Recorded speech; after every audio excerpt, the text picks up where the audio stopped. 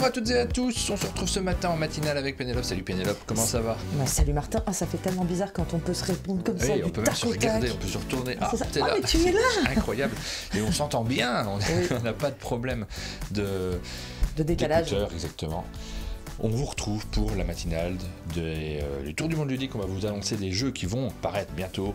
L'année prochaine, a priori, maintenant, en 2026, oui, pour la plupart, oui. J'espère, peut-être encore plus, dans des horizons plus lointains. Pour 2027. Ouais, pour les jeux qui seront en version française, parce que souvent, ce sont des annonces de jeux en version étrangère, on les découvrira plus tard. Comment ça va? Comment s'est passée ta semaine? Est-ce que tu as eu le temps de jouer dans la neige? Parce que tu as vu, il y a plein de neige dehors. J'ai pas fait de photos. J'ai fait des roulés-boulés entre 5h et 6h du matin. Pas du tout. J'ai travaillé dans ma chambre, mais c'est génial. J'espérais en venant avoir le premier jour de neige de l'année. Tu as le premier jour de neige de l'année. Je suis ravie. Un monde de jeu est sous la neige. C'est Rachel qui est très contente. Là, elle fait des bonhommes de neige. Rachel, elle a jamais vu la neige. De sa vie. Bah non, tu sais, elle est à Toulouse, là-bas, je lui avais expliqué le principe. Je lui avais dit, c'est comme de l'eau, mais compacte. Si tu la lèches, pour elle, c'était très abstrait. Tu l'as vu hier, elle jouait au moment où elle a dit mais c'est froid. C'est ça. C'était l'horreur. Voilà, on a beaucoup de neige. On sait qu'elle nous écoute, elle est partie prendre sa douche comme souvent. C'est vrai qu'elle prend beaucoup de douches, Rachel. Ça c'est un coup là-dessus qui est absolument énorme. On est rassuré, ça veut dire qu'elle est propre.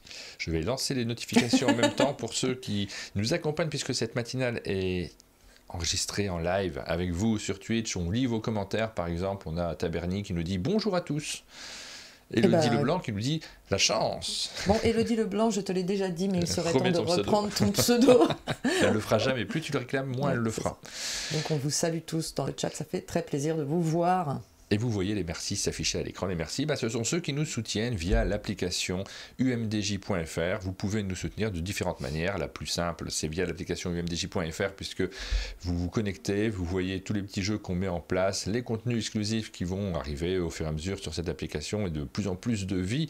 C'est l'occasion de nous suivre au quotidien également. Vous pouvez vous y abonner directement, vous pouvez toujours vous abonner via Tipeee, mais également sur Twitch pour ceux qui se connectent en direct, c'est possible également. On va commencer par quelques news, on commence toujours par ça. Et je salue quand même ceux qui nous regardent sur YouTube, parce qu'on s'est adressé qu'à ceux qui nous regardent sur Twitch, mais cette émission est bien sûr rediffusée, et merci d'être nombreux à la regarder, à la commenter, à mettre des likes, ça nous fait toujours très très plaisir. Oui, complètement. Enfin, ceux qui nous suivent, que ce soit sur YouTube ou sur Twitch, vous pouvez nous suivre, vous abonner de la même manière, ça ne change strictement rien. D'ailleurs, tiens, je vais remercier les gens qui se sont abonnés depuis hier. Nous avons eu comme abonnement Ami 91 23 800. Vous savez, ça c'est pratique comme pseudo, c'est vrai. On adore. Manu Lapidaz. Sushimage également, qui a pris un mug en fait sur l'application. Oh, il a un mug avec un avatar chevalier, tu as vu? Il y a un petit avatar chevalier. C'est trop bien, hein?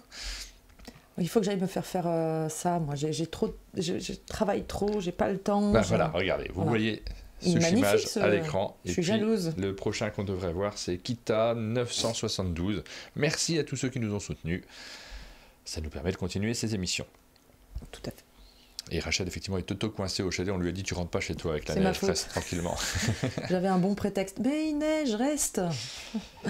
Alors, première nouvelle, c'est une nouvelle administrative. Drôle, bon, pas drôle, je ne sais pas. J'espère que ça sera pas trop grave, effectivement. C'est Black Book Edition qui est en... C'est peut-être un peu léger de dire pas grave, parce que je pense qu'ils s'amusent pas du tout en ce moment, mais on ne faut pas s'outre-inquiéter, on va dire. C'est pas une nouvelle qui est fatale pour Black Book Edition, forcément, quoi. Ils ont demandé un redressement judiciaire. Il y a toute une procédure. C'est simplement qu'ils sont en difficulté actuellement. Donc, c'est ça qu'il faut dire. Black Book Edition, c'est un éditeur de jeux de rôle, notamment. Alors, je vous ai mis le lien vers leur mail. C'est un mail qui est envoyé à leur communauté, notamment à ceux qui ont pledgé leurs différents projets. Vous pouvez directement regarder ce qu'ils racontent. Redressement judiciaire, ça ne veut pas dire que la boîte coule. Ça veut dire qu'ils ont besoin d'aide, de faire du propre aussi dans leur compte, de manière générale. C'est un passage compliqué, mais la boîte ne coule pas du tout. Et d'ailleurs, dans ce mail, tout est expliqué très clairement. Vos commandes dans tout ça, vos commandes seront livrées. C'est marqué clairement dans ce mail, en tout cas. On espère que la boîte ne coulera pas. C'est ça l'objectif de cette opération-là. Et puis, comment vous pouvez soutenir Black Book pour ceux que ça intéresse, pour ceux qui sont attachés à ces éditeurs de jeux de rôle, et bien tout simplement en commandant leurs jeux, notamment pour les boutiques qui les proposent. Oui. C'est peut-être le moment de les aider un petit peu. D'ailleurs, on a vu passer à droite à gauche, c'est Edge, je crois, qui est sur leur compte, sur leur page, on sollicité. N'hésitez pas, si vous voulez acheter des jeux de rôle en dehors de nos jeux de rôle, vous pouvez passer chez Black Rook, il y a ceux-là qui sont chouettes, c'est plutôt... Black Book, ouais. Black Book, pardon, oui. Il n'y a pas de souci. Mais c'est le seul, moi qui suis qui n'ai pas tellement de temps de me consacrer aux jeux de rôle en général, alors que j'adore ça. Ça fait vraiment partie des sites où, quand j'ai envie de savoir un peu ce qui se fait, quand j'ai envie de... Même quand on n'y connaît rien, c'est vraiment le site qui est à la fois un site de vente, mais aussi un site de passionnés, très informatif. Enfin, c'est très chouette. Bref, là, c'est effectivement une mauvaise nouvelle pour eux, et on sent que c'est difficile pour beaucoup de gens. Et d'ailleurs, ils le rappellent au début de leur mail, ils le disent. C'est un peu la même chose qui s'est passé pour pas mal d'acteurs du monde du jeu. Ça a été la montée durant le Covid et des promesses de lendemain qui chantent, et malheureusement une descente derrière de vente. C'est une des causes principale de tout ce qu'on peut observer en ce moment de difficultés diverses et variées. Donc soutenez-les, c'est un site qui est important, et c'est un rôle majeur, c'est un acteur majeur dans le monde du jeu de rôle. On a besoin, et puis effectivement les sociétés, elles ont des hauts et des bas, et ces bas sont des moments qui sont un peu critiques, mais on espère à chaque fois que ça ne signe pas la fin, parce qu'on en a vu des fins de manière générale. Oui, là c'est pas la fin normalement, vraiment ils ont décidé de ralentir la cadence pour aller mieux, quoi. Une petite nouvelle chez Gram Edition, ils rejoignent la Galaxy Gigamic Gram Edition. Vous connaissez cet éditeur, ils font des jeux de cartes à collectionner ces derniers temps, mais pas que. On en a eu quelques-uns, en tout cas des projets atypiques, très souvent, managés par Léandre Proust. Donc vous voyez l'image, là c'était le post sur le Facebook de Gigamic, où il annonce que ces jeux Micro-Héros notamment, c'est Micro-Héros qui sera distribué par Gigamic. Voilà, je n'ai pas grand-chose à en dire de plus, simplement. C'est des news très courtes. En plus, on se demande toujours si les gens se rendent compte de l'impact, en fait, l'importance que ça a pour les acteurs, les éditeurs, de se retrouver distribués par tel ou tel distributeur. Pour eux, c'est majeur. En fait, c'est vraiment des changements majeurs. Pour le consommateur, forcément, ça l'est parfois un peu moins.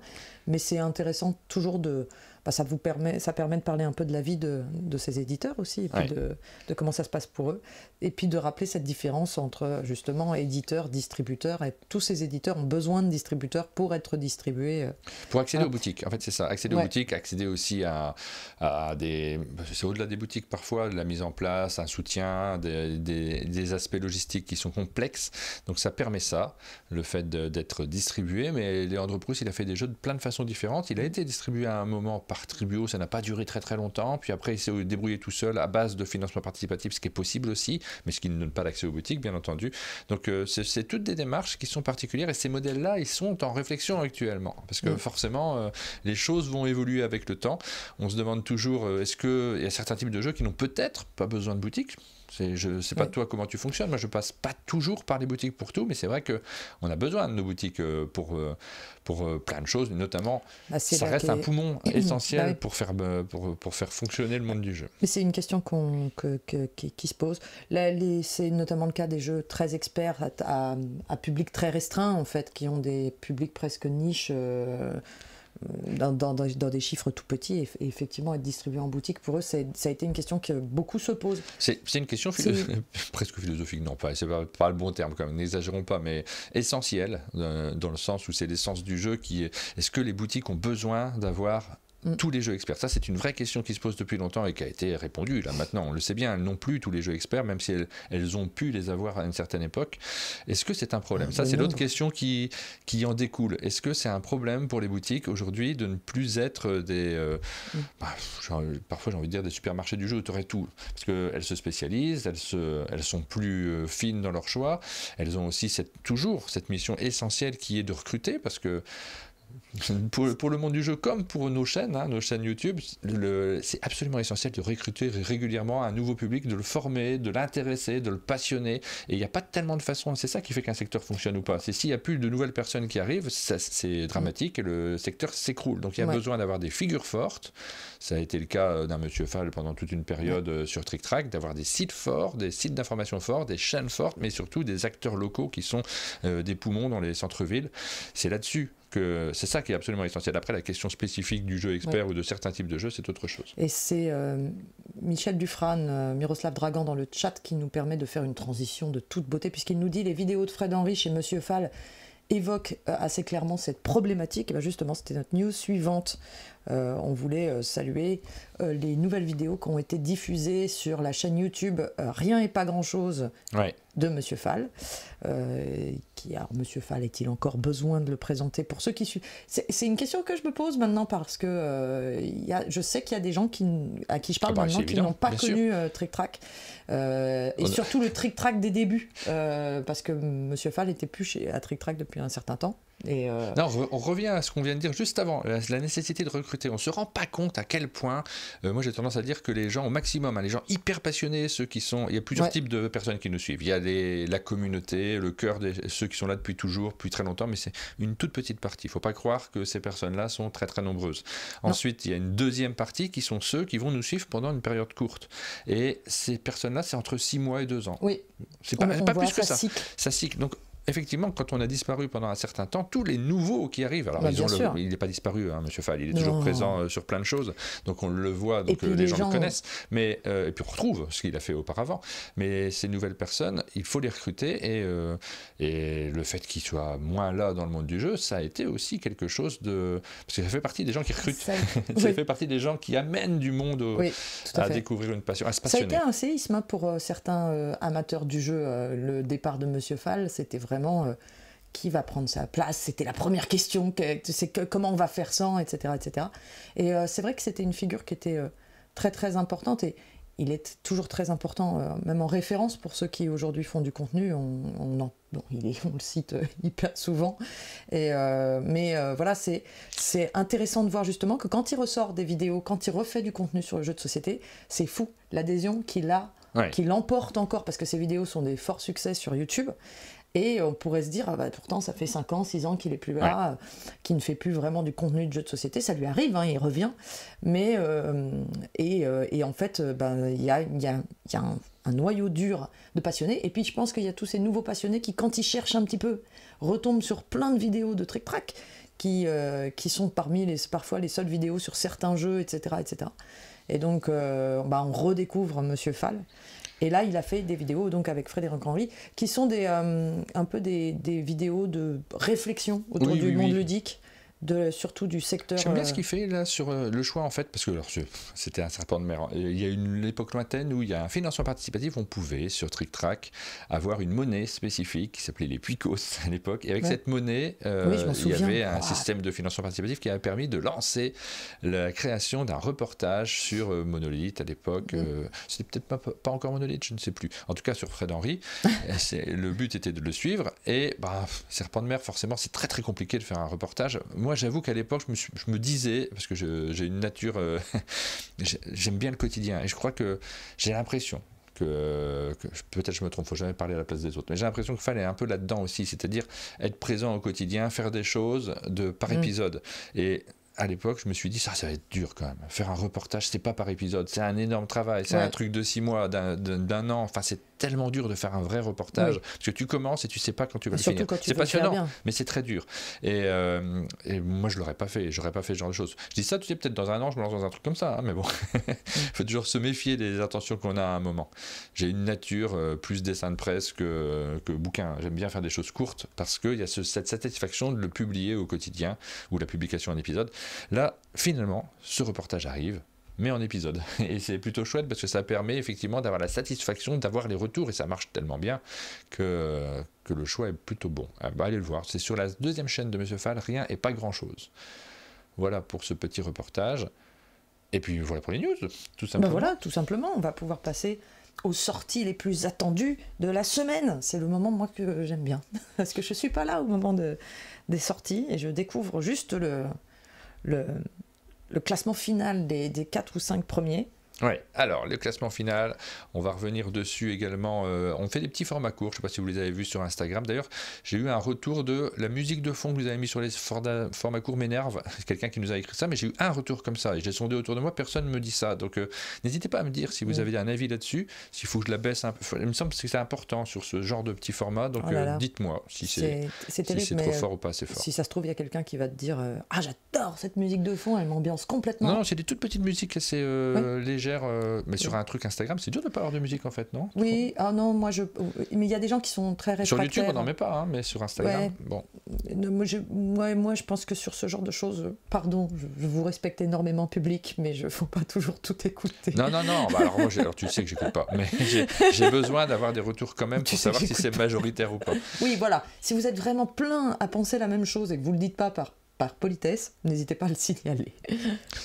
Black Katana nous dit Fourmi serait reporté. Alors peut-être qu'il a été finalement reporté, mais nous, on l'a proposé cette semaine dans la liste des sorties parce qu'on n'avait pas encore cette info, si c'est le cas.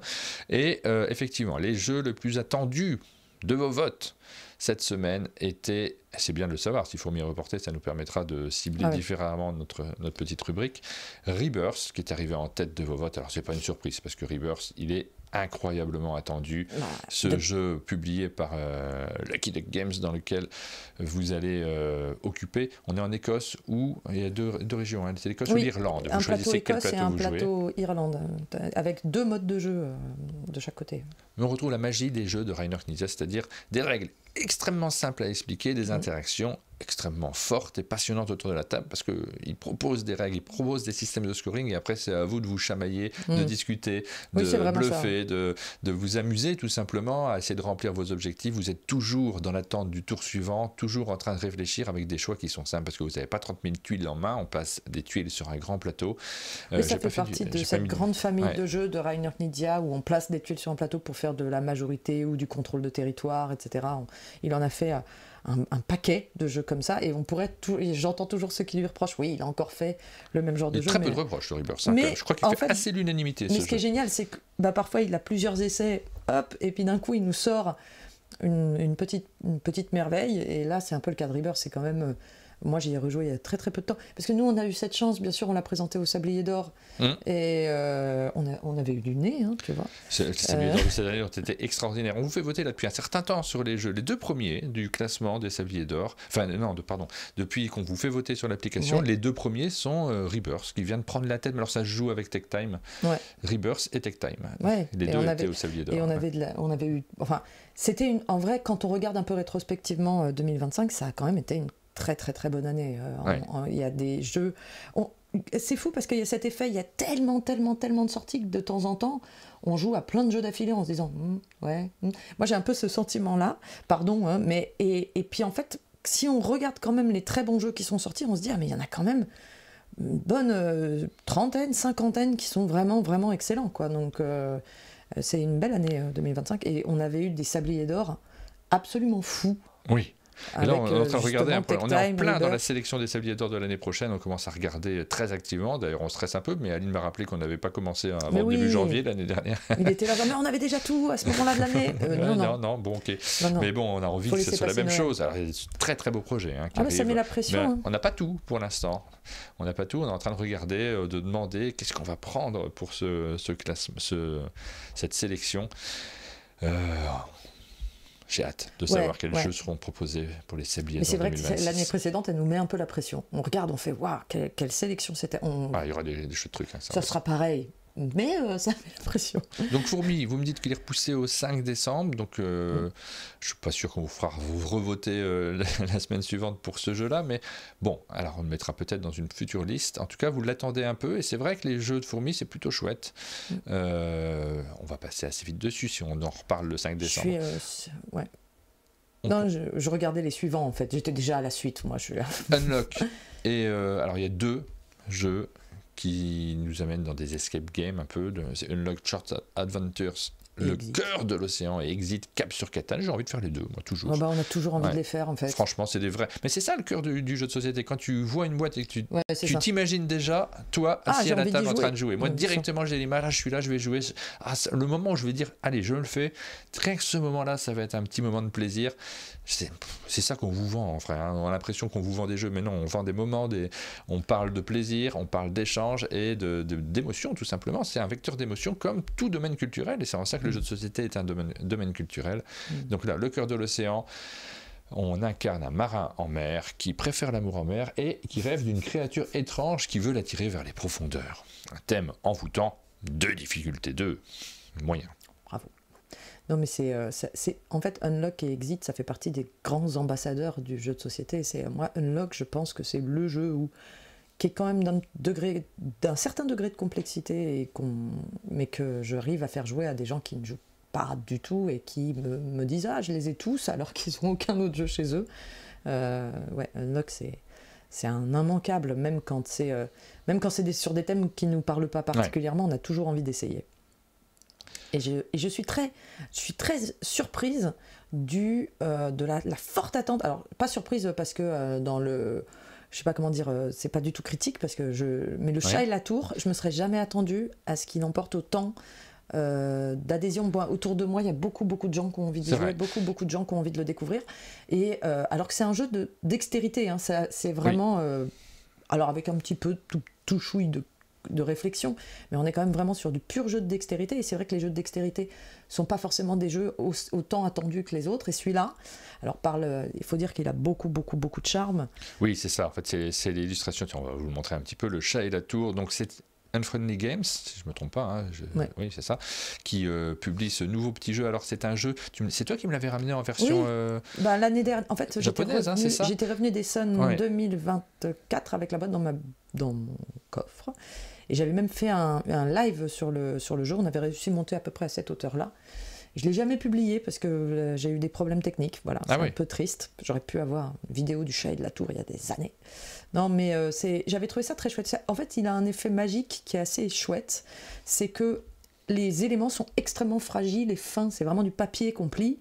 Et quand on commence, on se dit mais jamais ça va tenir. Ça ne peut pas tenir. On va faire 2 étages, tout va se casser la gueule.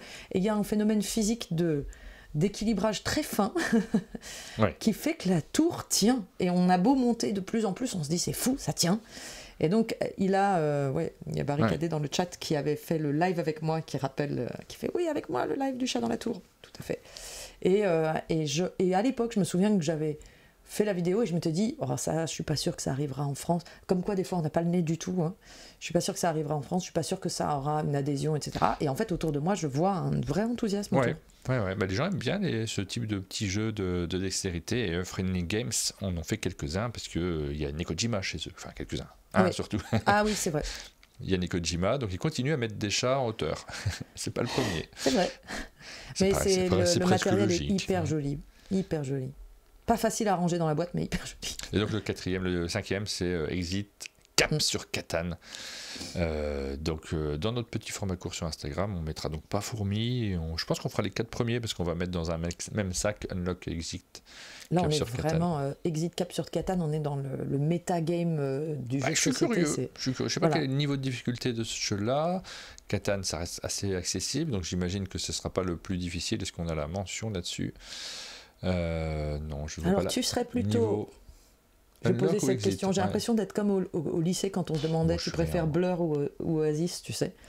Est-ce que tu es plutôt Exit ou Unlock? Moi, je suis ni Exit ni Unlock, je suis les deux. Moi, je suis moment de plaisir autour de la table. Moi, non, mais vraiment, j'ai eu d'excellents souvenirs avec Unlock sur l'application, des surprises. Tu sais, la fameuse. Je me souviens de l'énigme jeu vidéo où d'un seul coup, waouh, il y avait un petit aspect jeu vidéo génial. Et j'ai eu de très bons souvenirs aussi de surprises. Tu démontes la boîte, c'est à l'intérieur, et des machins comme ça sur Exit. Quand c'est bien fait, c'est génial. Et à l'inverse, il y a des Unlock qui me sont tombés des mains, où j'ai rien compris de l'émotion que ça voulait nous créer.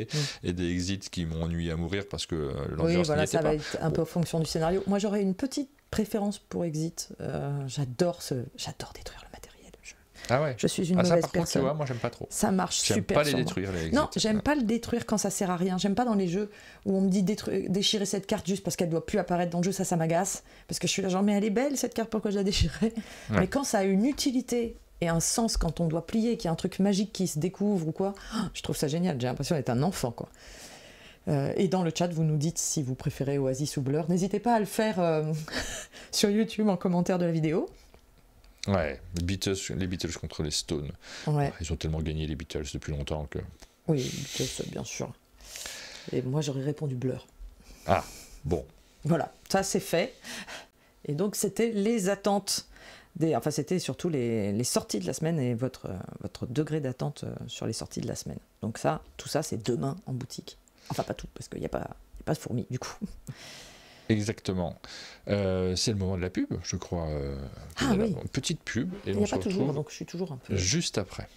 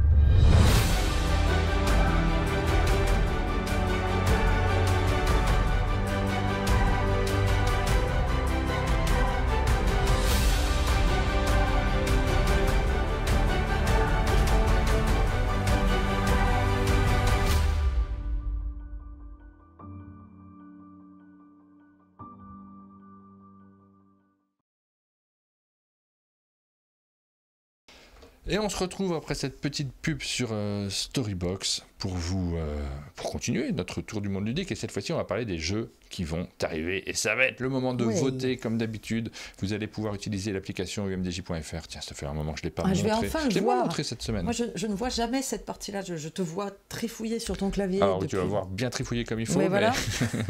Mais il n'y a pas grand-chose à voir en réalité. Vous allez pouvoir vous connecter sur umdj.fr. Vous avez la possibilité donc... déjà, si vous n'avez pas de compte, il faut utiliser son compte Twitch. D'ailleurs, Johan se pose la question de changer le mode d'accès de nouveau. Il l'a déjà fait plusieurs fois, mais je dis tiens, peut-être on va créer un compte maintenant pour faire d'autres choses. Parce que, en fait, on réfléchit à l'avenir de l'application et de ce que ça va permettre derrière. Et ceux qui n'ont pas Twitch, on se dit parfois c'est un problème. Et notamment vis-à-vis de Cannes. Parce qu'on aimerait bien utiliser l'application pendant Cannes, tu sais, pour que les gens se déplacent. Et là, le rapport avec Twitch est moins évident.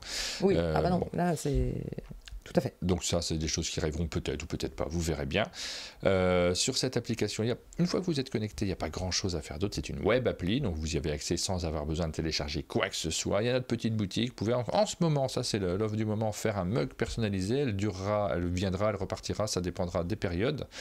Et puis sinon, tout simplement, regardez, là c'est l'onglet Tour du monde ludique, donc il y a des votes qui vont se rajouter et vous allez avoir l'occasion de nous indiquer si vous attendez particulièrement ou pas ces jeux. Il y a une échelle, vous allez les noter de 0 à 100 avec vos critères de vote, ça n'a chacun les siens, c'est pas gênant en réalité. On se rend compte que même ça change pas tellement les notes globales parce que vous êtes très très nombreux à participer à ces votes à chaque fois en live ou en replay.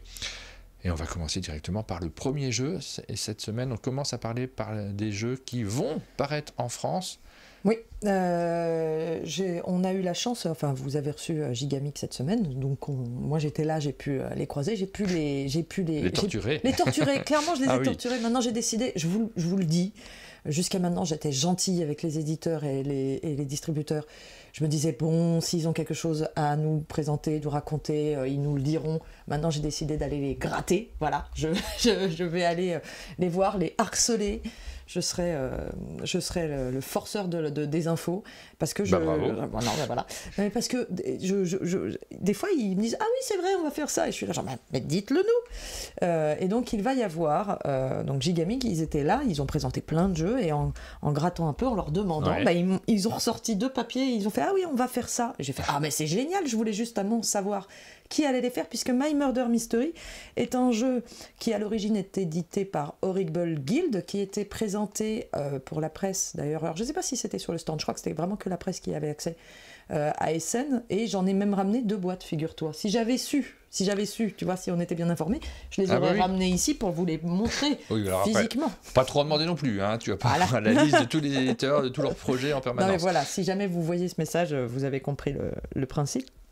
Alors c'est un jeu de Emanuele Briano, illustré par Alex Twin. Ça sera localisé pour le premier semestre de 2026 du coup, et c'est un jeu de type Murder Party.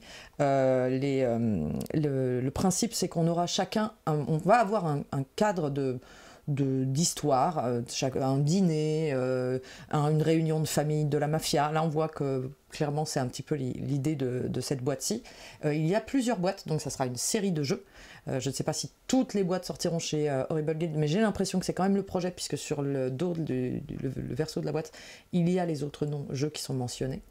Et vous incarnez un personnage qui va avoir son background, son histoire. C'est vraiment une murder party. Chacun va avoir son personnage, un cadre, et on va essayer de savoir autour de la table qui est le meurtrier, qui est le coupable, en enquêtant les uns les autres, en jouant aussi un peu roleplay.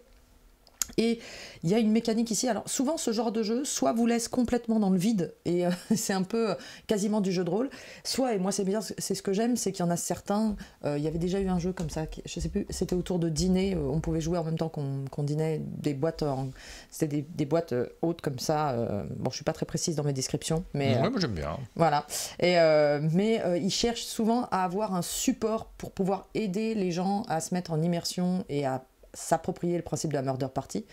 Et là, en fait, le principe, c'est qu'il y aura des cartes sur la table qui représentent les lieux qu'on va pouvoir visiter pour avoir des informations, et en allant visiter ces lieux, en fait, chacun à votre tour, vous allez pouvoir visiter des lieux, vous aurez des informations sur qui, quoi, ce qu'on a vu autour de la table, et donc vous allez avoir cette partie déduction, comprendre ce qui s'est passé. Voilà, c'était les Culinario Mortale, merci beaucoup dans le chat, vous êtes très très forts.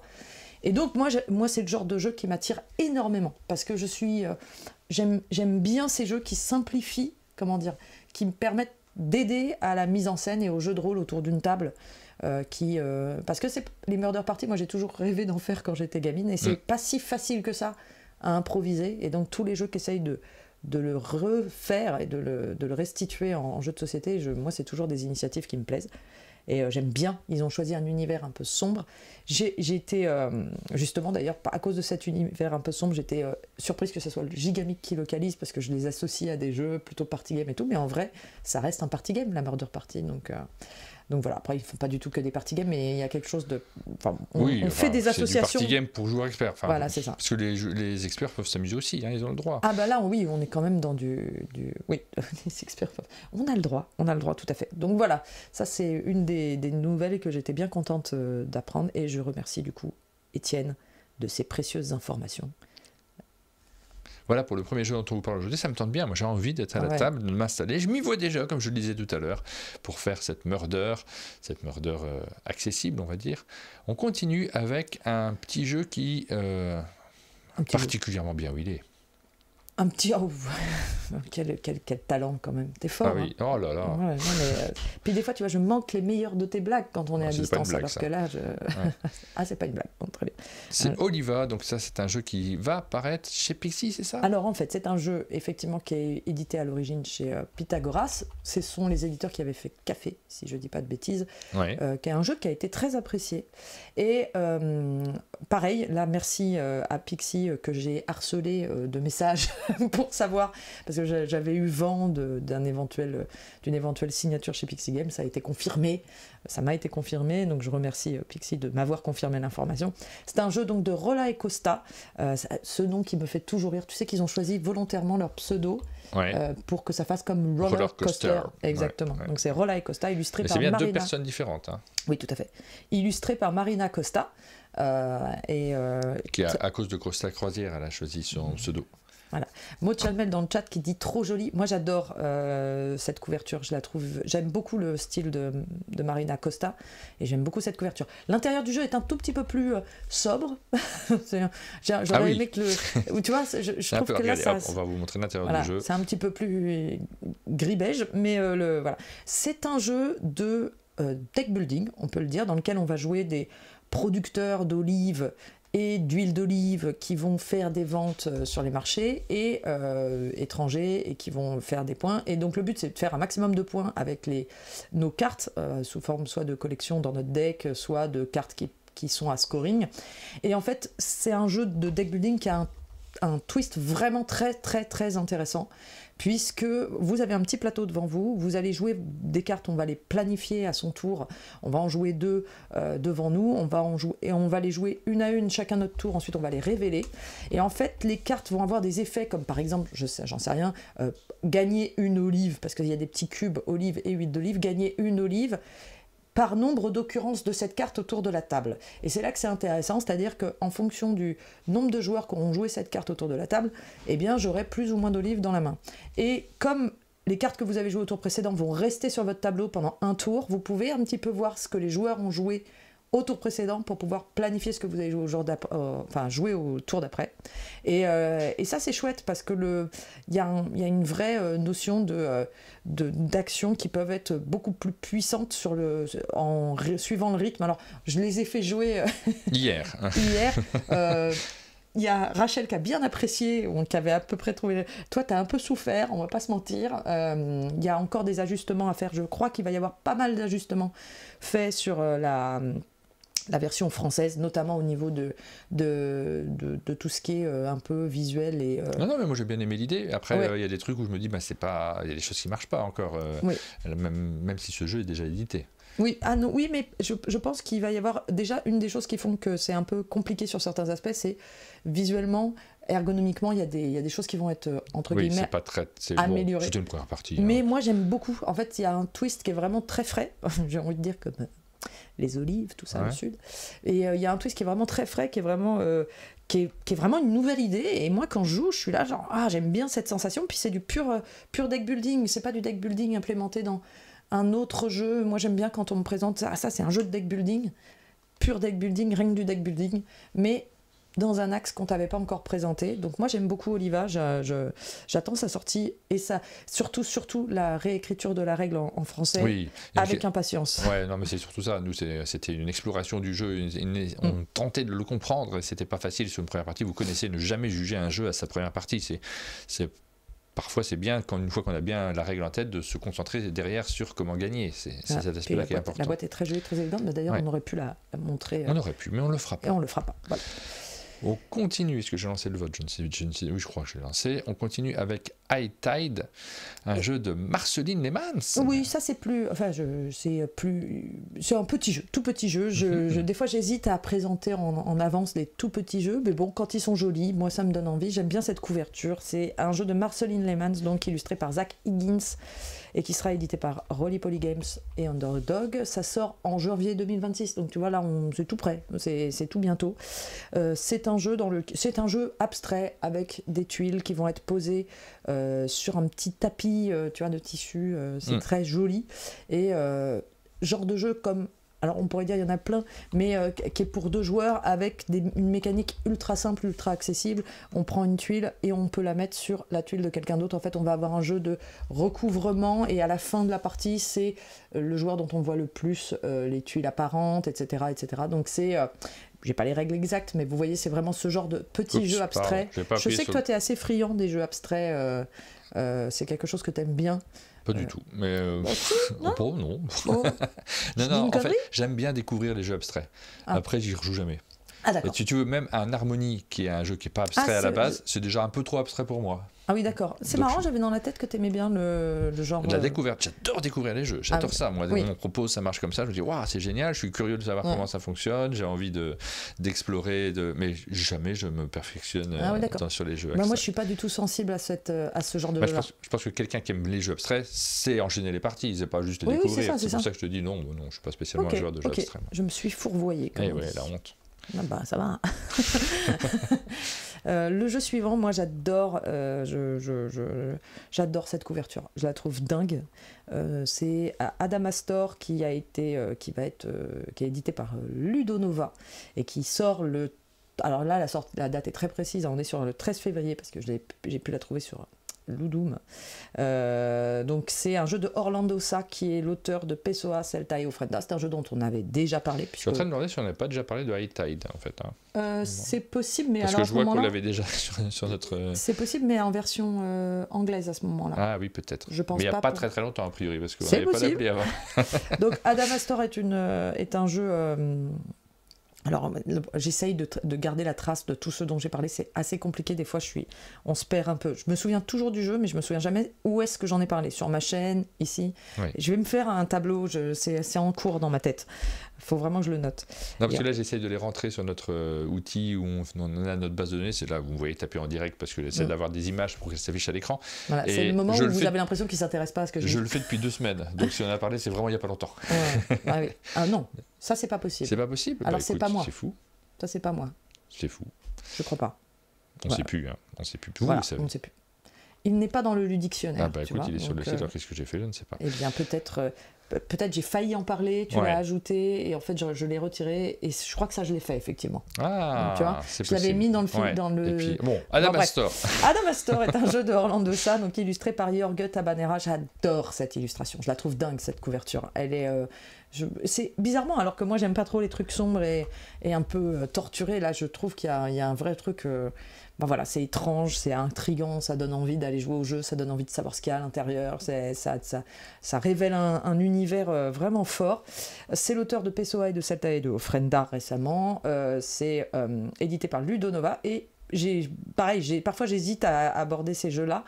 Mais là, la couverture m'a vraiment convaincue. C'est un jeu solo. Voilà pourquoi j'hésitais. C'est un jeu solo, et parfois on nous reproche de ne pas assez parler de jeu solo. Eh bien voilà, là je parle d'un vrai jeu solo, uniquement solo, qui se joue en 30 minutes, qui a un matériel qui est vraiment très très beau. On a pu le voir justement à Essen, il était en présentation. C'est un jeu de gestion de main et de plateau basé sur des cartes à usage multiple. Donc en fait là on est à l'époque des grandes découvertes, on est le capitaine d'une flotte, et notre roi nous a choisi pour partir à la découverte de terres inexplorées, cartographier les confins du monde connu, et en fait on va avoir chaque partie un nouveau défi à remplir. Alors il y a un mode campagne, si je dis pas de bêtises, et en fait vous voyez les cartes, vous allez les mettre face cachée, comme un petit voyage. En fait votre petit bateau il va traverser, il va avancer sur ses cartes. Le but c'est d'arriver à l'autre bout en un seul morceau, j'ai envie de dire. Et pour faire ça, vous allez vous servir de cartes, justement, des autres cartes qu'on voit en dessous du plateau, celles avec les symboles à gauche et à droite. Et ça, c'est des cartes à usage multiple, en fait. C'est vraiment un jeu. Là, je ne vais pas rentrer dans les détails on n'y a pas joué, surtout. Donc, voilà, dans les détails de la règle, puis parce que ce serait vraiment trop long et trop abstrait. Mais vraiment, c'est ces jeux où on est proche quand même de la sensation de la patience, entre guillemets. C'est comme, je pensais à Titanic, de ces jeux où vous allez gérer vos cartes. De Ludomo Blanc. Oui, du Ludomo Blanc. Oui, en fait, c'est peut-être plus thématisé, plus enrobé, mais c'est toujours ces sensations-là. C'est comment je vais gérer mes cartes, qu'est-ce que je vais jouer à quel moment pour tout seul, avec ce moteur de patience qu'on retrouve souvent, hein. C'est vraiment ça, un jeu solo, c'est quand même du soi contre le jeu, et donc c'est souvent une question de rythme et une question de tempo de cartes jouées. Et ça va reposer là-dessus, et alors avec 2 actions qu'on va pouvoir faire à son tour, et ça sera soit jouer une carte, soit etc. etc. Et c'est vraiment très très beau. Je pense que pour les gens qui sont amateurs de jeux solo, ça peut être un des jeux qui tape dans l'œil, parce que c'est toujours chouette de pouvoir se dire « Ah, celui-là, quand même, il a un beau style. » c'est beaucoup de soin apporté pour un jeu qui est essentiellement solo. C'est ça que j'apprécie. On avait déjà parlé ça de Witchbound. Oui, mais on n'avait pas dit qu'il y avait une version française. Eh ben non. Et donc la version française, ça sera Matago qui va le localiser. Tout à fait. C'est en mars 2026 que ce jeu arrive, et ça, moi, je suis hyper contente, parce que pour tout vous dire, c'était on en avait parlé quand c'était en financement participatif, et j'étais là, ça fait vraiment partie des jeux où je me disais ça n'arrivera jamais en français, parce que c'est très très très particulier. C'est vraiment un jeu essentiellement narratif de Satur Cohen, illustré par Satur Cohen, et c'est un jeu comme un jeu vidéo. Voilà, c'est dans l'idée, vous allez avoir un grand livret d'aventure, vous jouez vous êtes dans un monde, sur une île où il n'y a plus de sorcières depuis des centaines d'années, et un jour, vous vous réveillez, vous avez des pouvoirs. Ah mince. Et vous êtes une sorcière. Et vous vivez pas ça très bien. Bah non, j'aimerais pas. Vous le vivez un peu comme un mâle, et vous allez partir un peu à l'aventure pour essayer de solutionner ça. C'est un peu ce que j'ai compris, mais encore une fois, hein, les résumés, des fois, c'est pas tout à fait exactement ce qu'on en comprend. Donc, et en fait, bah, vous allez peut-être vous rendre compte que être magicien, c'est pas si pire. Vous allez avoir plein d'aventures, et le jeu est fait sous forme d'images en 3D isométrique. Ouais, alors on va les regarder là. Ouais, qui sont vraiment super belles. Et c'est vraiment, ça a l'air d'être vraiment très grandement narratif. Hein. C'est-à-dire que c'est des jeux avec peu de gameplay, mais où vous allez avoir beaucoup de choix. Et vous avez des images des cartes, des images plus précises, des lieux où vous allez vous rendre. Là, on voit qu'on va pouvoir, par exemple, sur cette photo, monter l'escalier en M01 ou aller plus loin dans la cave en M03 ou discuter avec grand-mère en 24. Oui. Et, voilà. Ça, c'est mon rêve, discuter avec grand-mère en 24. C'est le jeu qui s'adresse aux fans de Zelda parfaitement. Dans le chat, il y a quelqu'un qui dit fan de Zelda, allons-y. Et je trouve ça charmant. Et moi, je suis toujours, hein, depuis le début que je fais du jeu de société, je suis toujours en quête de ce jeu narratif, vraiment, où je me laisserai emporter par à chaque fois, j'espère, et c'est pas tout à fait arrivé, et donc je suis naïve. Tous ces jeux-là, même si j'en ai déjà fait, même si à chaque fois je suis déçue parfois, tous ces jeux-là, j'ai un espoir. Ils me font envie, mais genre fort, quoi. Et donc Witchbound, c'est une de mes très grosses attentes de 2026. Voilà. J'ai changé. Je pense qu'il y a très peu de gameplay, mais que c'est beaucoup du choix. Et là, ça me plaît énormément. Je crois que l'un des jeux que j'ai préféré dans ce cadre-là, avec cette proposition, ça reste Château Aventure. Même s'il n'y avait pas les images, tu les voyais pas défiler, mais il y avait un peu cet esprit de waouh, je vais à droite. Ok, vas-y, et on va regarder ce qui se passe. Il manquait des images éventuellement pour être complètement immergé. Ce qui rendait fort Château Aventure, c'était que c'était un autre joueur qui jouait le narrateur, entre guillemets, avec du texte écrit qu'il devait se contenter de lire. Quand le narrateur est super, c'est ce qu'il y a de mieux. Mais c'est très marrant quand. Moi, j'avais fait une partie avec Barrick, justement, barricadé, qui m'avait fait rire. Et quand on le fait bien, ça peut être très très marrant. Donc voilà, Witchbound, ça sera pour mars. On continue avec un jeu qui est extrêmement attendu, notamment par là, je crois que vous l'avez reçu. On l'a reçu, oui. Voilà. Vous l'avez reçu, mais vous avez reçu la Origin version... Story. Vous avez reçu la version Stonemaier. Originale, pareil, mars 2026 pour la sortie française, c'est officiel. On s'en doutait, on l'avait déjà évoqué, on avait parlé du jeu, on avait dit que ça risquait d'arriver en français, donc personne n'est surpris, mais là, c'est surtout l'occasion de vous annoncer la date exacte de mars 2026, là aussi. C'est un jeu de Jamie Stegmaier et Pete Wissinger, illustré par Clémentine Campardou. C'est un jeu de pli, trick-taking game, avec une base ultra... là, c'est bon, là j'ai bien le principe, je l'ai bien compris. Donc avec une base ultra classique. Vous suivez à la couleur, si vous ne l'avez pas, vous pouvez jouer n'importe quoi, et il y a une couleur d'atout. On est dans une base ultra classique. Sauf que chacun d'entre vous va jouer un super-héros qui va, à chaque manche, écrire un peu plus son histoire, c'est-à-dire choisir des cartes de pouvoir qui sont relatifs à qui il est et quel est son parcours, et vous allez les ajouter dans un tableau qui va changer un petit peu grandement les règles du jeu, puisque vous allez avoir des super effets de pioche, de cartes, d'autorisation, d'exception à la règle, etc., etc. Il va y avoir des cartes événements aussi, je crois, à certains moments. Mais c'est un petit peu, alors, à la différence des jeux où on met des règles qui changent des jeux de pli où on met des règles qui sont pour tous, là c'est des pouvoirs que chacun va avoir. C'est ça qui est vraiment la nuance. Et puis il y a un très beau travail d'illustration, d'édition qui a été fait dessus. Et il y a beaucoup de gens qui sont très hypés. Nous on va y jouer, on n'y a pas encore joué, on a reçu le jeu, on va pouvoir se lancer dans une partie. Pas trop loin. Il y a Flo qui nous a fait un petit coucou, Flo de Fantasy Game qui nous a fait un petit coucou sur vous avez vu son avatar passer, il nous dit, je voulais être sûr que mon Monsieur Patate était bien moche. Bon ben oui. C'est rigolo de le voir passer. On a vu passer celui de Cédric Millet aussi qui a acheté un ticket de tombola juste avant. On rappelle que le tirage au sort de la tombola c'est vendredi et qu'il y a des jeux à gagner comme toujours. Il y en a 2 cette semaine puisqu'on vous fait gagner Transurient Express. Oh regarde, Patrice Pilet qui nous fait un petit coucou également. Oh, coucou Patrice. Très très joli avatar, hein. Vraiment le choix gagnant.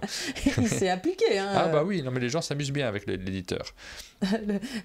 Patrice dans le chat qui dit le mien est plus moche. Voilà. Ding Loops. C'est chouette cet effet d'aquarelle, nous dit des beaux jeux. Alors, c'est pas la couverture qui me plaît le plus, c'est vraiment toutes les cartes que je trouve vraiment très chouettes. Fini, 30 Euros Express et Captain Esperanza dans les jeux qu'on gagne dans la tombola. J'avais pas terminé ma phrase, et ça, c'est donc vendredi qu'on verra tous ceux qui ont acheté des tickets de tombola, lesquels remportent ces 2 jeux. Merci aux éditeurs qui nous soutiennent aussi. Et Cédric avait gagné à la tombola, effectivement, je ne sais plus quand, si c'est la semaine dernière ou celle d'avant. On continue. On continue chez une localisation de Yellow, une autre victime de mon harcèlement depuis 2 jours. J'avais pareil, toujours un jeu de Horrible Guild, les mêmes éditeurs que ceux de My Murder Mystery dont on parlait un petit peu plus haut. C'était eux qui m'avaient dit Yellow est normalement parmi ceux qui devraient s'occuper de Carnivore d'Edit, donc j'ai harcelé Yellow pour avoir une confirmation. J'ai la confirmation. Carnivore d'Edit sera bien localisé en français. Ça aussi, c'est un jeu qui a été qui a fait un petit buzz sur SN, dont tout le monde a beaucoup parlé en revenant. Moi, c'est un de mes jeux favoris des scènes de cette année que j'ai ramené et que je suis contente d'avoir ramené dans mon escarcelle. Un carnivore l'a fait, tout à fait. T'étais venu avec une escarcelle ? Oui, bah écoute, on vient avec ce qu'on veut. C'est un jeu de Domilas Ardikas et Urtis Sulinskas, édité par Horrible Guild donc, et localisé par Yellow. Je n'ai pas encore de date. C'est un jeu, moi, pour l'expliquer, souvent, je demande aux gens s'ils ont joué à Blueprints. Avez-vous joué à Blueprints ? Non. Très bien.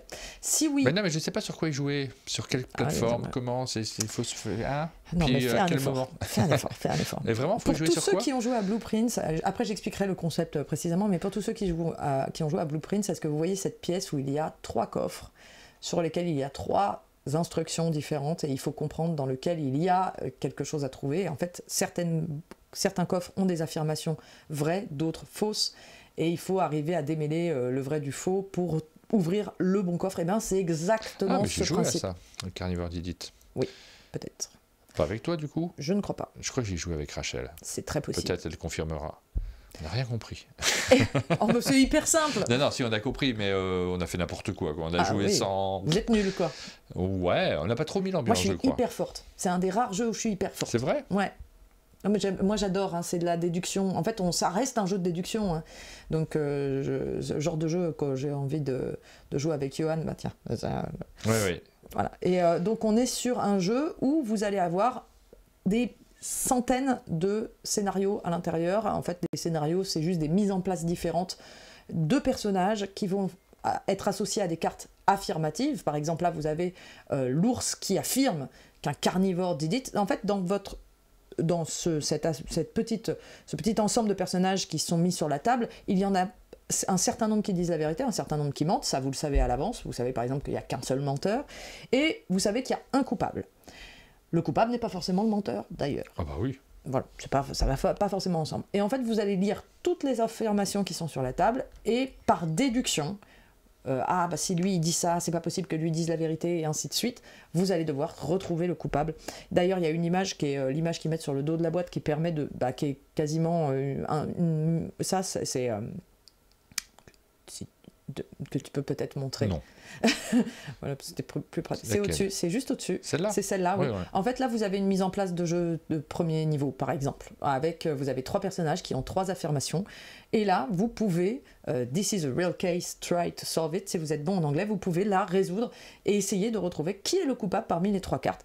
Sachant que peut-être, alors je sais pas s'il y en a un qui ment ou pas par contre, mais normalement en faisant des déductions, vous savez qui est le coupable. J'adore, alors bien sûr, vous avez des parties qui seront avec juste 3 suspects et certaines avec 7, 8 peut-être, je crois que ça monte jusqu'à 7, et des difficultés croissantes, un nombre de monteurs différents, etc. Merci Joël qui dit il y a 2000 enquêtes, enfin 2000 cas, 2000 puzzles dans la boîte. Et c'est vraiment voilà, c'est un puzzle game. Vous ne le voyez pas autrement que par contre vraiment purement un jeu. Peut-être certains se diront mais il n'y a pas vraiment de mise en situation avant ou après. C'est vraiment purement ça. Vous allez jouer, c'est des puzzles à résoudre et ça marche hyper bien. Moi je pourrais jouer à ça des heures. Donc pour tous ceux qui ont joué à Blueprint et qui étaient accros à ce puzzle-là, allez-y, Carnivore d'Edit, moi, fait partie de... Et en plus, ça peut jouer un peu en coop ou en confrontation, parce que soit on se décide à tous résoudre en même temps, soit on est vraiment dans celui qui le trouve le plus rapidement. Donc c'est vraiment un très chouette jeu avec une super couverture. Donc ça sera chez Yellow pour 2026. Voilà pour ce A Carnivore Did It. Anastir revient dans une nouvelle version Chronicle. Alors vous connaissez peut-être Anastir, c'est l'un des jeux qui avait été proposé en financement participatif par c'était Mythic Games à l'époque. Mythic Games, bon, vous connaissez l'histoire, ça a coulé, tous les jeux n'ont pas été livrés, certains ont disparu, certaines licences ont été rachetées par Cool Mini or Not, qui a coulé. non, pas complètement. Pas encore. Non. Je dis des bêtises qui ont été en difficulté financière. Et puis d'ailleurs, là, ils font 1000 efforts pour justement. Oui, bien sûr. Ils ont sorti des. D'ailleurs, ils ont eu beaucoup de succès. Voilà. Ils ont eu beaucoup de succès avec Collect sur SN. Un petit jeu qui ils revoient pareil, ils ont vu à la baisse, ils mettent le pied sur la pédale de frein, ils font des jeux peut-être plus accessibles pour regonfler l'énergie et moi je leur souhaite surtout, il y a même une vague de soutien des joueurs qui ont beaucoup été, qui essayent d'acheter les jeux justement de Cool Mini or Not pour les soutenir.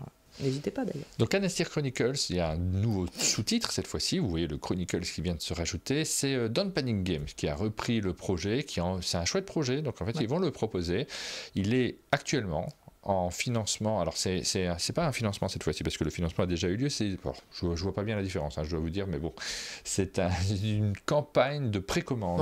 Vous pouvez précommander le jeu. Il va arriver prochainement, tu vois, c'est bien marqué précommande. Et donc on a la possibilité, mais plein de choses ont été revues, le gameplay a été revu alors que le jeu n'était pas sorti, mais regardez le matériel aussi, vous avez toujours des figurines, mais vous avez également des standees à l'intérieur. Ça permet aussi d'avoir un projet qui est peut-être un peu moins tentaculaire, un peu moins monstrueux en termes de matériel. Il me semblait qu'il y avait une histoire de monture sur lesquelles on pouvait se poser. On pouvait poser, moi j'aimais bien ce petit aspect-là, poser un petit élément sur la monture. Là, le matériel a un peu changé, il y a plein de petites boîtes qui vont se rajouter. Vous voyez qu'il y a des options pour ceux qui avaient fait la première campagne, il y a des options pour avoir le jeu un petit peu moins cher. Je ne sais pas si vous le voyez, d'ailleurs je le cherche ici, mais je ne le vois pas. On peut juste descendre avec eux. Ah si, non, voilà, cherchez mon ascenseur. Hop, regardez, je descends à une vitesse folle. Ouh, voilà, ceux qui veulent acheter la core box de base, c'est 75 €. Ceux qui avaient l'original, ceux qui avaient pledgé à l'origine, ça sera 35 €, donc ils sont pris en compte malgré tout. Mais voilà, ce jeu qui était très chouette, que j'avais beaucoup apprécié, on nous l'avait présenté au chalet, l'équipe était venue nous le montrer, j'avais trouvé ça vraiment chouette. Regarde, il y a toujours le petit aimant dessus, on peut toujours mettre les petits éléments, on peut toujours les clipser sur les figurines, mais ça, vous les aurez pas forcément tous, il me semble que c'est une option de prendre toutes les figurines, on n'est pas obligé de le prendre. Et c'était un jeu qu'on pourrait, c'est du hack and slash en fait, on avance dans un décor, le décor va... défiler, tourne, nos personnages avancent un petit peu à la Thunder Road Vendetta également, et vous devez éliminer les ennemis qui arrivent sur votre chemin, mais il y avait vraiment un petit côté, c'était vraiment original mécaniquement, très agréable à jouer effectivement. Bon, pour tous les auteurs qui avaient travaillé sur ce jeu, qui avaient hâte de le voir paraître, il existera, c'est ça qui est chouette, c'est de se dire qu'il pourra exister malgré une aventure éditoriale un peu complexe, un peu tortueuse, le voilà qui revient, et comme il y a Don't Panic Games derrière, a priori c'est plus solide qu'auparavant. On croise les doigts, on touche du bois, normalement tout ira bien. C'est pas un financement participatif. La principale différence entre les deux, c'est effectivement vous dépensez à l'avance. La différence, c'est que c'est de la vente. Là, il ne va pas y avoir un développement du jeu qui va durer longtemps. Exactement, et si on atteint un certain seuil, il paraîtra, etc. Là, on est sur de la prévente, voilà. On paye à l'avance quand même, ça revient un peu au même malgré tout. Voilà pour ce projet qui arrive également. Donc, j'ai pas regardé la date. Pardon, j'aurais dû faire gaffe. Il y a écrit sortie 2026, mais je crois qu'il faut cliquer sur précommande pour vérifier la date. Est-ce qu'on le voit où? Sur GameFound, je trouve ça jamais pratique. Je crois qu'il faut cliquer sur précommande. Alors là, il y a écrit novembre 2026. Novembre 2026, voilà, tout simplement. Bon, on va mettre novembre 2026. Je suis toujours surprise sur ces sites. Dites-moi si vous pensez pareil. Je m'attends toujours à voir en super évidence la date de début, enfin la date de fin du financement et la date d'envoi. Mais genre, je mettrais ça tout en haut et il faut toujours fouiller un peu. Bon, après, on n'a pas cherché très longtemps non plus. Donc non, mais pour moi, c'est des infos... c'est comme le nom des auteurs, il n'est jamais présent. Tu t'arrives sur ces pages de financement, il faut souvent fouiller pour trouver... et parfois, ils n'y sont même pas. Le nom des auteurs, c'est pas du tout des infos qui sont mise en avant sur les financements participatifs. Je me suis fait cette réflexion plusieurs fois. Peut-être vous aussi, peut-être pas, parce que peut-être vous ne cherchez pas forcément ces informations-là, c'est peut-être ça aussi. Bon, voilà pour les sorties en français. Ça, c'est des jeux qui seront disponibles en version française. On continue, j'ai perdu ma page. Ah bah, je sais plus où je suis. Ça, c'est ça de trifouiller partout. Voilà. Bah, je fais plein de trucs en même temps, pardon. Voilà. Est-ce qu'on ferait pas un petit tour à l'étranger? Et ben voilà, là on est parti. C'est une semaine avec de très très belles couvertures. J'aime beaucoup celle-ci, alors qu'on est typiquement dans ces thèmes que j'accuse un petit peu en ce moment. J'accuse J'accuse ces thèmes un peu oniriques où on comprend pas trop bien ce qu'on fout. Là on est encore sur j'ai des animaux, vous êtes rentré dans une forêt, vous avez pris des pierres et votre main a pris la couleur de la pierre et vous allez redonner vie aux esprits des animaux de la forêt. Voilà, un truc comme ça, bref. Mais ça peut exister, c'est des choses... Non, c'est vrai que ça passe partout en fait, ça marche dans toutes les langues et puis... tu ne seras pas gêné, il n'y aura pas de blocage autour de la table. Ça faisait référence à chaque fois. Ouais. Mais à chaque fois, il y a une légère différence qui est complètement tirée par les cheveux. Ouais. On se dit, mais à quoi je me raccroche? Comment je fais pour me sentir familière de ce thème-là et que ça me raconte vraiment quelque chose? Souvent, je trouve que c'est un peu... Moi, je dis, c'est des générateurs. Tu sais, quand il y avait une époque, il y avait sur Internet ces générateurs de noms de groupes. Tu t'allais sur des sites, tu cliquais, puis ça te mettait des mots hardcore, trucs comme ça, pour faire des noms de groupes de rock. Là, j'ai l'impression qu'il y a des générateurs de thèmes de jeux de société où il y a esprit, forêt, animaux. Ça s'appelle le chat GPT, des fois. Mais bon. Ah, affreux. Mais là, je pense pas que ce soit le cas. Mais en l'occurrence, ça me donne cette sensation-là. Donc, après, je sais que c'est peut-être des thèmes très appréciés, mais j'exprime une opinion. T'as une question sur le personnelle. chat. On te demande si tu sais si Europa Mine et Europa Space sera localisé. Il faut savoir que c'est un de mes petits chevals de bataille, parce que Europa Mine et Europa Space sont des jeux de la maison d'édition Plate. Ouais. Je vois les présenter à tout le monde en disant « Hey, tu veux pas le faire, éditeur ?» Tout à fait. Tous les gens de maison d'édition que je croise, je suis là genre « Hey, ça, personne s'en occupe, personne veut s'en occuper. » Et en fait, Plate, ils font essentiellement il y a une grosse partie de leur catalogue, c'est de la réédition de classiques en petit format, et il y a beaucoup de gens qui ont très très peur de se lancer là-dedans, parce qu'il y a il y a des bons jeux, il y en a des moins bons. Oui, et bien après, il faut tout... Est-ce qu'on peut en prendre qu'un? Est-ce que c'est possible? Est-ce qu'on peut faire partiellement? Alors là, moi, en ce moment, j'insiste, je leur dis « Ah oui, mais maintenant, ils ont une vraie gamme de jeux de déduction. » Il y a aussi Alphabet Code, Digit Code, il y a vraiment une spécialisation. Et je leur dis, mais vous voulez pas vous occuper au moins de cela? Et en plus, les éditions sont super. Pour l'instant, j'ai aucune info là-dessus. Je continue mon travail de fond et de harcèlement. Spirit of the Wild Awakening est un jeu de Nick Hayes illustré par Rachel Kinlan. Vraiment, j'aime bien cette couverture. Par contre, tu vois, j'aimerais bien que l'histoire que ça me raconte est super, et ça sera édité par Mattel. Donc c'est un tout petit jeu. Bah oui, Mattel déjà on se dit ça doit pas être très gros. Là, on n'est pas sur du jeu expert. C'est un jeu. Alors il y a une photo du matériel. On voit, tu vois, en plus le décalage entre la promesse du thème et la couverture et l'onirisme. Et là, on se retrouve devant un jeu qui a un matériel somme toute assez classique. On n'est pas. Et en fait, c'est un jeu où on va récupérer. En fait, on a 6 tuiles devant nous qui sont des tuiles action, et on a des tuiles de collection avec des animaux. On voit là par exemple les animaux qu'on a devant nous de notre côté, c'est l'otarie, le saumon, les fourmis, le corbeau et la beaver, j'ai plus le mot, castor, on va à son tour utiliser une de nos tuiles qui va nous donner une action pour récupérer des perles qui sont dans le petit bol central qui est à gauche en fait, mais qui devrait être au centre entre les deux joueurs.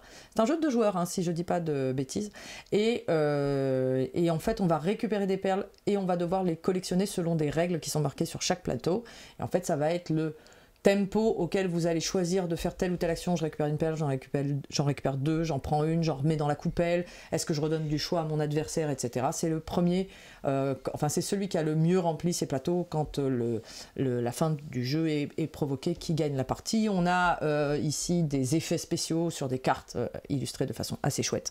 Et voilà, c'est tout ce que je viens en dire. Ça, c'est le mot de la fin. Ouais. Spirits of the Wild. On continue avec The Glasgow Train. Ouais, ça c'est Robbery. chouette, ça c'est assez intriguant. Ça sera en Espagne. C'est un jeu de Ferran Rezalias et Eloy Pujadas, qui est l'un des auteurs de la bataille de, enfin qui est l'auteur, je sais pas si c'est l'un des auteurs, mais qui est un des. La bataille de Versailles. De la bataille de Versailles. C'était chouette ça aussi. Ouais, et de Méliès aussi. Une des premières vidéos qu'on a tournées avec Rachel, juste à deux, en se disant allez, on présente ce jeu-là et j'avais pas fait le point de la caméra d'en face. Ça m'arrive très très rarement. Là, je me suis dit, oh, mais quel con. Puis en même temps, coup de bol que c'était un truc entre nous, mais pas faire le point sur la caméra, Vous étiez un peu flou, quoi. Ouais, alors bah, je n'ai pas pu la diffuser. Mais... Est-ce que tu peux remettre juste le chat à peu près que je suis. Mais les gens disent rien intéressant. Regarde, qu'est-ce que c'est les derniers commentaires? C'est un de mes jeux préférés. On s'en fiche. Mais non, pas du tout. Non, mais j'aime bien suivre quand même. Oui, bah, c'est très important. Ah, Rapamine arrive en français, source Marie Grandjeu. Ah bah, j'aimerais savoir quelle est sa source. Mais chez qui? Bah, c'est ça la question. C'est marrant parce que bon, je vais lui demander. Là tout de suite. Ouais, j'y vais, je veux savoir. Mais oui, on va pas revenir. On a déjà expliqué le problème de gamme, mais il y avait ceux avec qui je parlais, c'était ça qui les retenait. Donc je suis intéressée de savoir quel est l'éditeur qui a pris le risque du coup. Un jeu donc The Glasgow Train Robbery, qui est un jeu dans lequel on va revivre un des cambriolages, enfin un des crimes de l'histoire des années 60, de l'histoire vraie. Hein, en Écosse, c'était un vrai... Oui, parce que lui, là, pour le coup, c'est pas des petits animaux dans la forêt. Hein. Là, il va nous chercher des thèmes qui sont intéressants, sur lesquels on se documente derrière, parce qu'on a envie d'en savoir plus. J'adore ça, moi, que le jeu nous amène aussi ailleurs. Ouais. Salt and Pepper Games, ils sont spécialisés dans ces jeux à thème historique. Souvent, on prend un pas de côté et on vous parle de choses dont on vous a jamais parlé. Et là, c'est une gamme, en fait. Si j'ai bien compris, hein, ça va carrément être le début d'une gamme qui va s'orienter autour des grands cambriolages de l'histoire. Chouette. J'adore cette idée. Ah non, mais là... Bah, t'en as commis quelques-uns. Oui, déjà. Là, on va enfin parler de moi. Dernièrement, là, les colliers de la reine.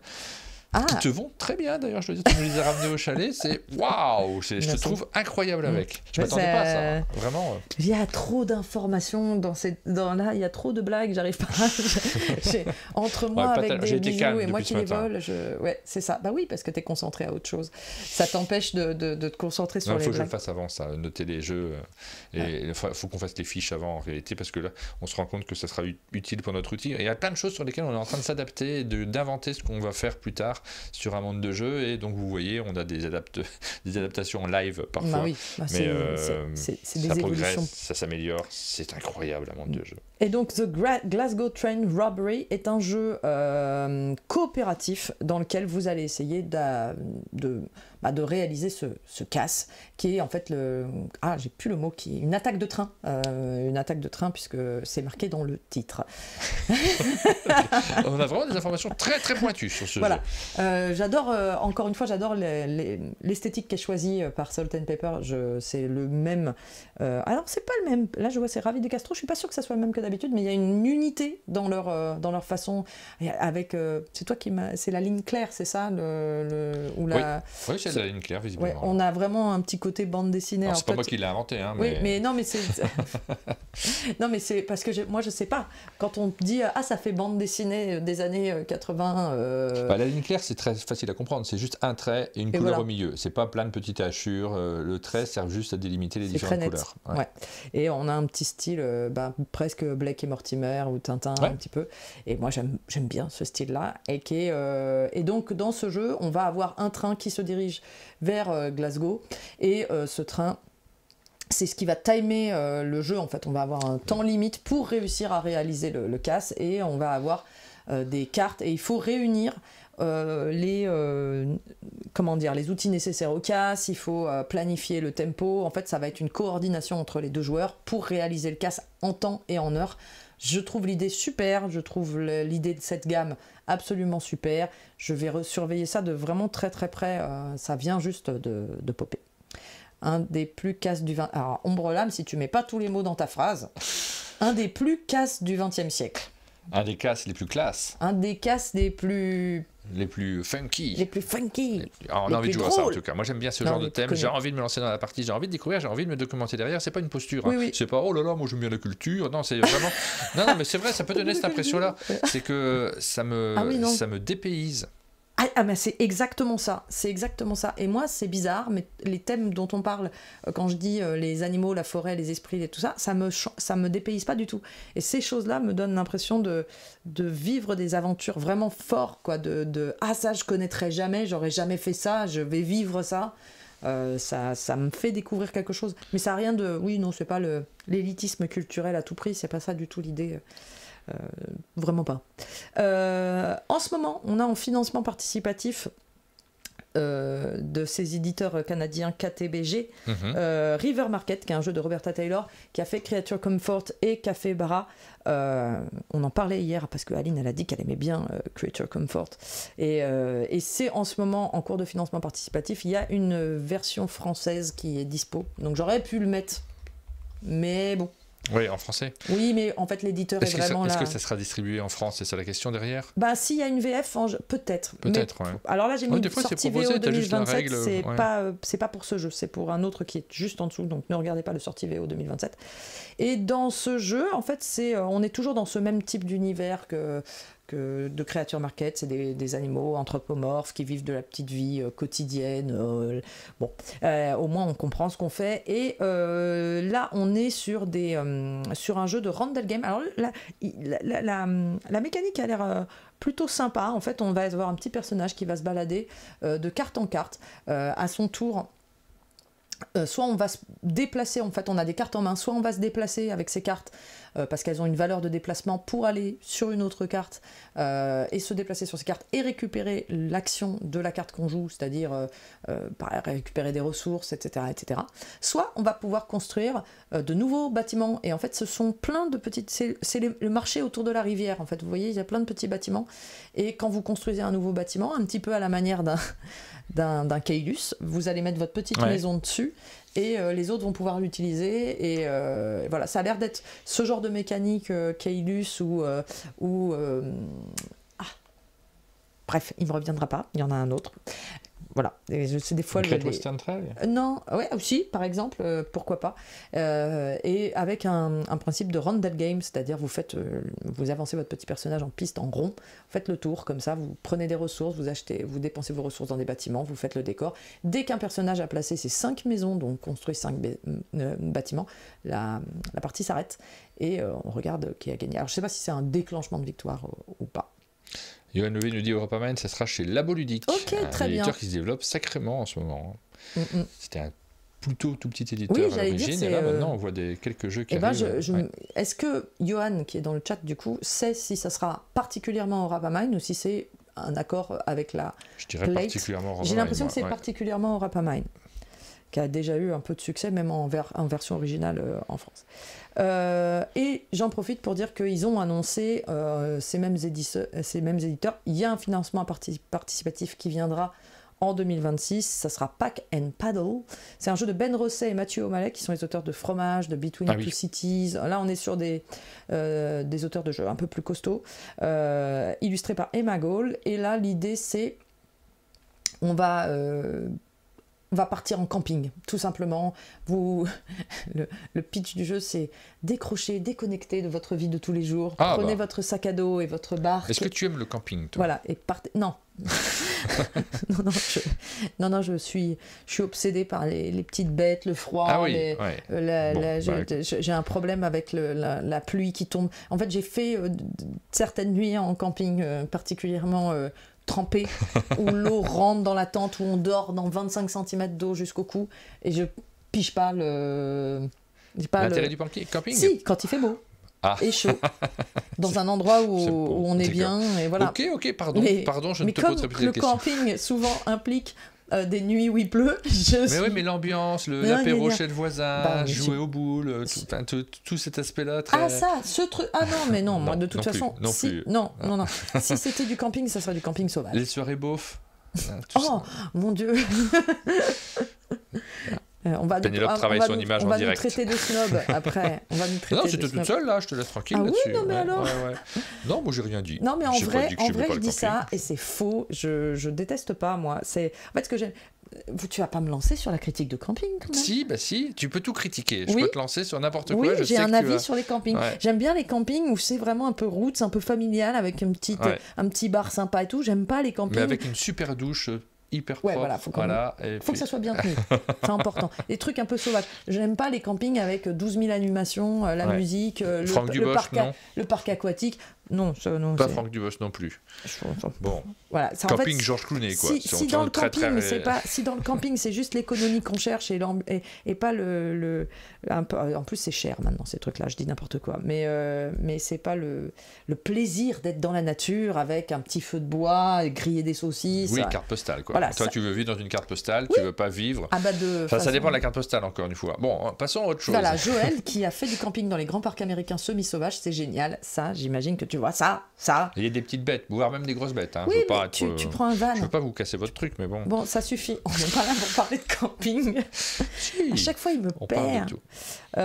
Donc, dans ce jeu-là, voilà, on va aller faire du camping et ça sera ça. On en saura plus et je vous montrerai des images du gameplay un peu plus tard. President Maker, c'est le dernier jeu que je vous présente aujourd'hui dans les annonces. C'est de l'éditeur Pluto. Alors, Pluto, Pluto, c'est un éditeur. Oui.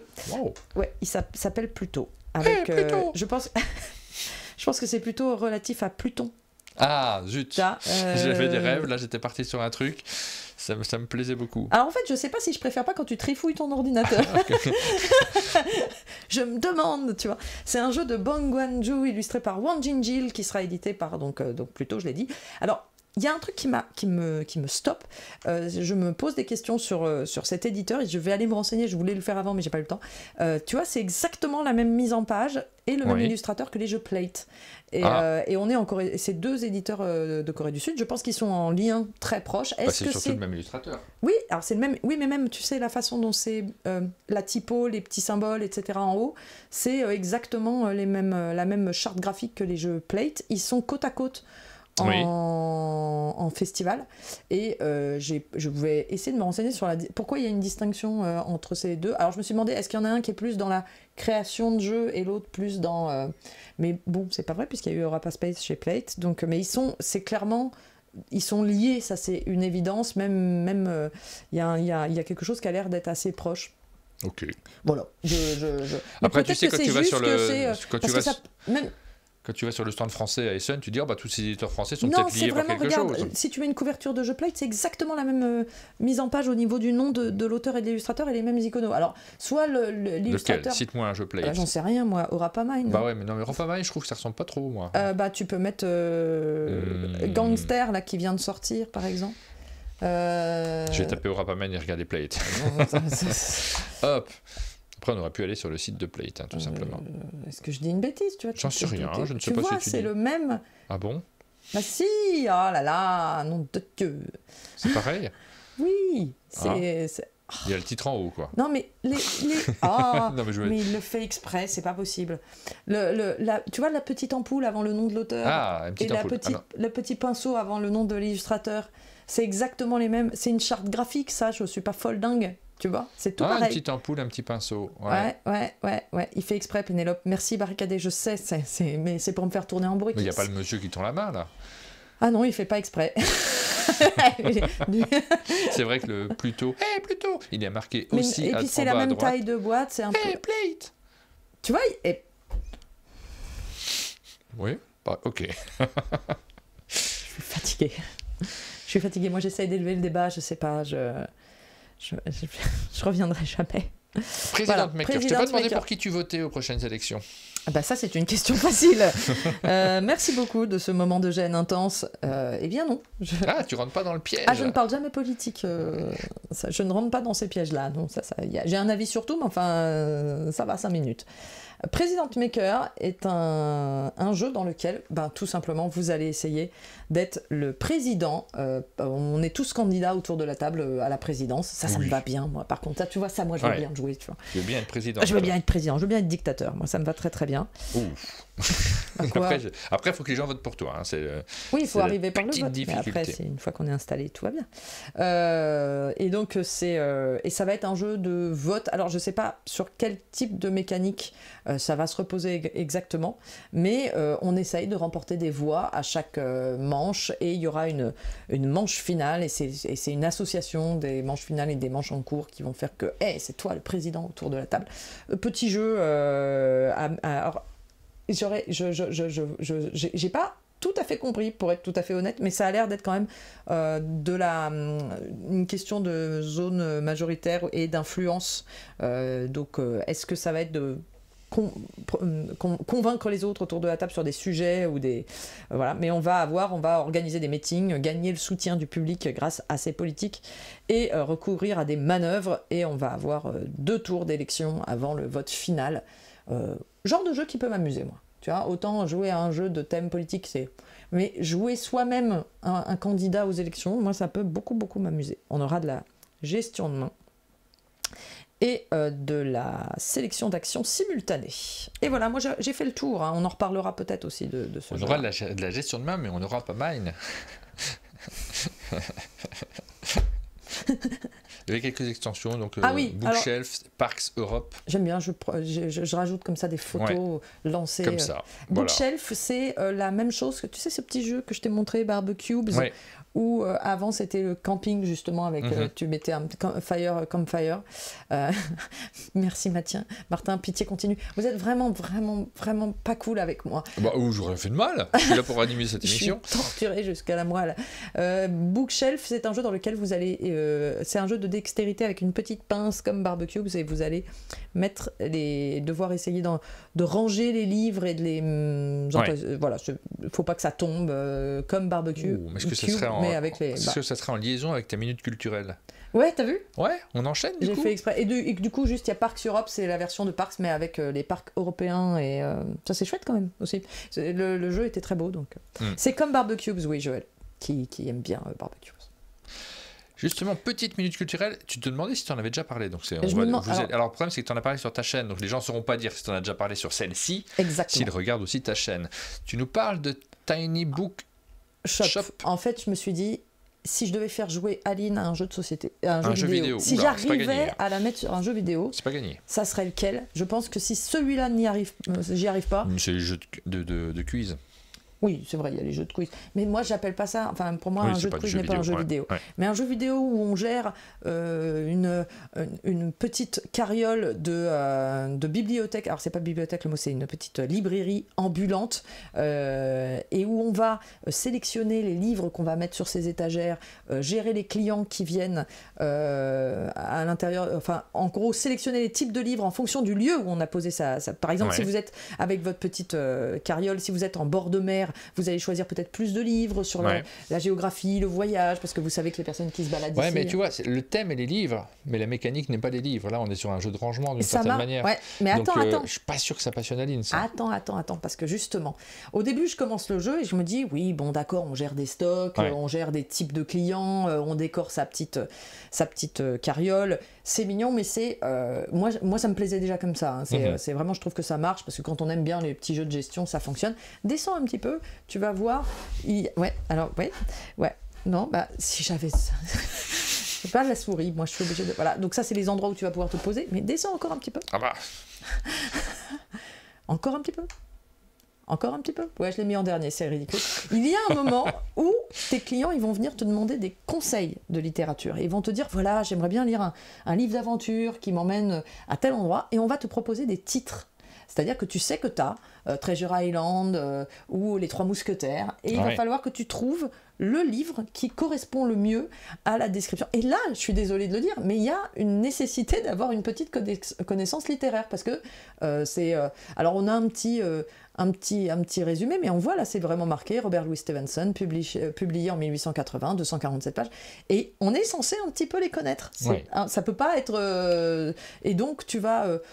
là, il y a un petit aspect, je me suis dit, ah, peut-être quand même, ça pourrait plaire à Aline. Mais si on te raconte un peu le livre, est-ce qu'on commence à te dire, Robert Stevenson était malade en fait, il était coincé chez lui, Bah, il a écrit peut-être, cette... je enfin, sais tous pas. ces aspects-là Non, qui mais sont... c'est vraiment c'est vrai qu'on reste dans la... Parce que moi, c'est un j'ai envie, après ranger du livre, rien à foutre. Mais en fait, assez rapidement, c'est ça qui va t'amuser le plus. C'est Ah bon cet aspect conseil Ouais. qui sont les clients. T'as des gens qui deviennent des habitués, qui reviennent chercher des conseils. Alors après, bien sûr, le rangement, racheter des stocks le lendemain matin, se balader avec sa carriole, choisir la plante qu'on met à l'intérieur de sa boutique. Mais ce conseil, le conseil de littérature, c'est vraiment l'aspect qui est addictif et qui est rigolo. Je vois Barik dans le chat qui écrit en majuscule. Ce sont des vrais livres, punaise, des vrais livres. Et c'est vrai que je me permets d'insister. Mais est-ce que vous les avez vraiment lus derrière? Ou pas du tout, nous, en vrai? Ah oui, c'est vrai, mais bon. Voilà, par exemple, tu vois, Barik a dit, moi je connais pas les livres, donc je fais pas de vente. Il faut connaître un petit peu les sujets de livres pour pouvoir les vendre. Donc tu as une nécessité de culture personnelle. Ça fait très prétentieux de parler, tu vois, on me disait qu'on n'était pas dans l'élitisme culturel, mais quand même. Mais oui, si. On va lancer un vote. Est-ce que Pénélope est dans l'élitisme? Attention. Je suis pas élitiste tant que ça. J'aime bien la culture. Et je trouve qu'aujourd'hui, c'est pas un gros mot d'avoir envie de regarder autre chose que Walt Disney. Voilà. Bon, ok. Ta précédente reco culturelle, l'expo des fails, tu vois par exemple l'expo c'était pas les fails, c'était les, j'y suis pas encore allée méthodique, sinon j'en aurais parlé là. C'était pas les fails, du coup je retrouve plus les flops. Ouais. Et non, mais pas parler fait, de littérature, c'est pas de l'élitisme, hein. Ça reste un domaine culturel comme un autre, pas plus que le jeu de société, pas plus que le jeu vidéo. Bah, je dirais même que quand on est déjà dans le jeu de société, on est déjà dans une forme d'élitisme culturel. Donc, oui, ça dépend lesquels, mais oui. Mais voilà, dans ce petit jeu-là, il est vraiment addictif et je pense qu'il peut plaire à un large public, même des gens. Moi, je vois Marjorie, qui n'est pas du tout jeu vidéo, la personne qui partage ma vie. Et ben, j'ai réussi à la mettre sur Tiny Bookshop et elle y joue. Bah ouais, parce qu'elle est très littéraire. Elle est plus jeu vidéo qu'Aline quand même. Elle fait des petits jeux. Un petit peu. Et Aline est très bouquin, par contre. Voilà, bah c'est pour... voilà. Il est 33%, donc je crois qu'on arrive sur la fin de cette... Oui, je regarde en batterie de l'application. T'as pas l'heure, t'as la batterie. Voilà. Il est 33%. On arrive à la fin de cette vidéo. Merci de l'avoir suivi. Merci de nous avoir accompagnés dans cette découverte de jeu. On a noté plein de trucs. Il y a plein de choses que vous connaissez déjà un petit peu, sur lesquelles vous avez peut-être un sourcil qui s'est relevé un peu en vous disant « Oh, peut-être que celui-là plus tard, quand je le reverrai passer, ça m'intéressera. » Ah oui, c'est la première découverte de tous ces jeux-là. On en reparlera évidemment dans nos émissions quand ils paraîtront en version française, quand on aura l'occasion d'y jouer, de se plonger dedans. On suit les jeux à différents moments de leur existence. Merci beaucoup de nous avoir accompagnés dans cette matinale. Tu vas repartir sur Paris dans la neige et dans la brume, le grand soupirail qui s'allume. Là, j'avoue, j'aurais bien aimé ne pas avoir d'obligation sur Paris demain. Ah oui, et faire des bonhommes de neige avec nous. Et dire, je reste peut-être encore ce soir, parce que là, c'est bien recouvert, mais c'est trop bien, je suis trop content de On n'a pas fait de photos, on aurait dû faire des photos pour vous les montrer. À chaque fois, tu t'en fiches. Tu passes les résultats. Mais je m'en fiche pas, j'ai juste passe toute l'émission à faire les Et toi, tu t'en votes. fiches pas peut-être? Mais non, je m'en fiche pas, moi, ça m'intéresse. Heureusement, il y a le principal intéressé qui est là, Johan Levet. Alors, le jeu qui est le plus attendu par ceux qui nous suivent, c'est Carnivore Delete. Je vous montre pas l'image parce que vous avez qu'à aller sur l'application. Carnivore Delete arrive en tête de votre intérêt, suivi par The Glasgow Train Robbery, forcément, parce qu'on en a beaucoup parlé, ça dépend de notre présentation. Et de notre enthousiasme personnel. Et puis c'est vrai que le jeu sort vraiment de l'ordinaire et il est vraiment bien illustré, donc voilà. Witchbound en 3e position. Là, je vous ai communiqué mon appétence. Adamastor. Et on termine en vous mettant une petite Oliva, c'est le 5e jeu de cette liste. Voilà pour les jeux que vous attendez le plus. C'est la fin de cette matinale. On vous donne rendez-vous très bientôt pour une nouvelle vidéo sur la chaîne. À bientôt. Ciao. Je reviendrai jamais.